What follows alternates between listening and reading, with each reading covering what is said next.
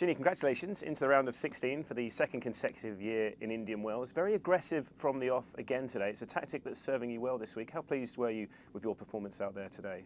Thank you. Yes, I'm happy. I think I was very solid. I knew I had to expect some big shots from her. She does have some good weapons, so I was ready for that, and I think I was able to neutralize them well and take my chances when I had them. So that's my favorite way of playing, and it's a lot more fun for me as well.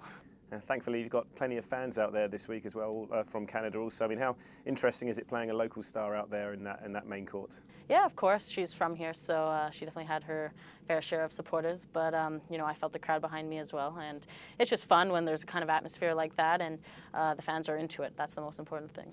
And you mentioned, talking of the courts, you mentioned the other night how nice it was to play on Stadium 1 for the first time. Must be becoming like a second home for you now. But do you ever have to stop and pinch yourself that only 2 years ago you fell in qualifying at this same tournament? It's been a long, long rise, hasn't it? It has been. It has been a whirlwind kind of 1 or 2 years. So it's nice to have progressed that quickly, I think, to kind of get out of qualifying in all those tough stages, because those are so tough.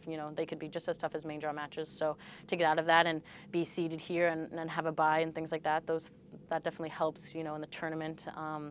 For your chances to go deep in the tournament. So I'm proud of what I've done, but I have a lot more work ahead of me, so I'm looking forward to that. And the first stage ahead of you is the round 4 clash against Lesia Turenko. How dangerous is it to play a sort of unknown quantity of a Hungary qualifier like that, and obviously has talents as she's been in Cornet today, and how do you approach a match like that?